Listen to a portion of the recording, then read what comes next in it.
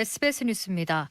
방미 중인 이도훈 한반도 평화교섭 본부장은 스티븐 비건 미국 국무부 부장관과 만나면서 남북관계 개선에 대한 미국 정부의 지지 입장을 재확인했다고 밝혔습니다.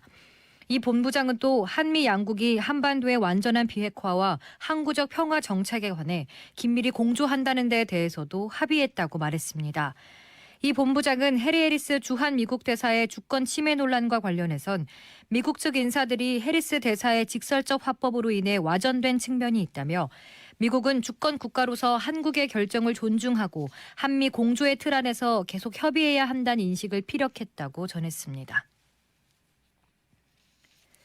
북미 간 비핵화 협상이 경색된 가운데 중국 주재 북한 대사와 유엔 주재 대사가 급거 귀국한 것으로 확인됐습니다.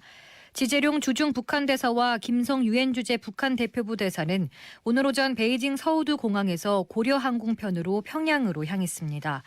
조병철 주 앙골라 북한 대사와 싱가포르 주재 북한 대사도 베이징 공항에서 목격돼 북한에서 조만간 공관장 회의가 열릴 것임을 시사했습니다. 한 소식통은 주중 북한 대사와 유엔 주재 대사가 북한으로 간 것으로 알고 있다면서 설 연휴를 앞두고 대미 전략과 더불어 부족한 외화 조달 방안을 논의하는 공관장 회의가 열릴 것으로 보인다고 전망했습니다.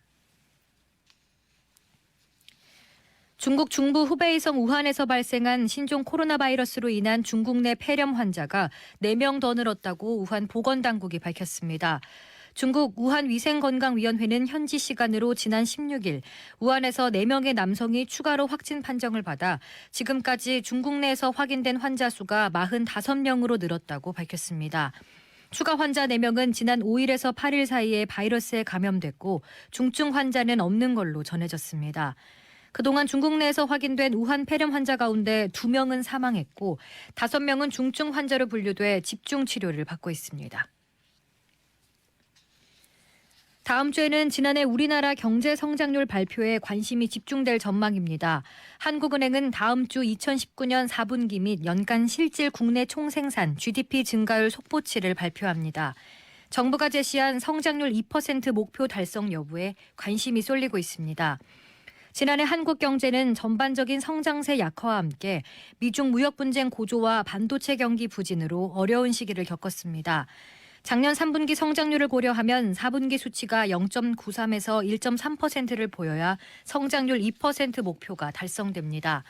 시장에선 작년 11월 산업생산지표가 시장 기대치를 웃돈 점, 정부가 재정 집행률 제고에 총력을 다한 점 등을 들어 작년 성장률이 2%에 도달할 가능성이 한두 달 전보다 높아진 것으로 판단합니다.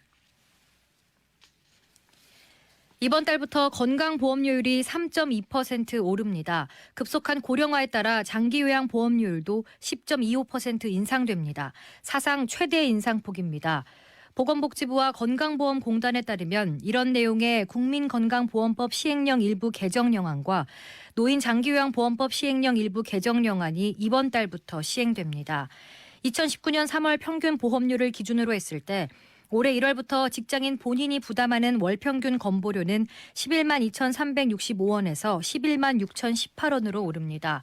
3,653원을 더 내는 셈입니다.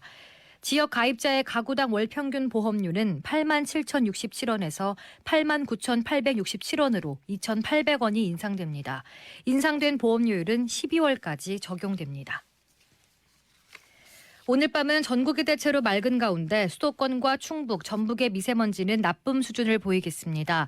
일요일인 내일은 전국이 대체로 흐리겠고 수도권과 영서는 낮부터 오후 사이 비나 눈이 조금 오겠습니다.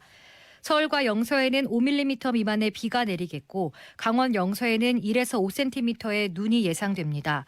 내일 아침 최저기온은 서울과 대전, 대구 영하 2도, 광주 영하 1도, 철원 영하 6도 등 전국이 영하 6도에서 2도로 큰 추위는 없겠습니다. 내일 낮 최고기온은 전국이 3도에서 10도로 오늘과 비슷하겠습니다. 서울의 현재 기온은 3도입니다. 주시은입니다. 뉴스를 마칩니다.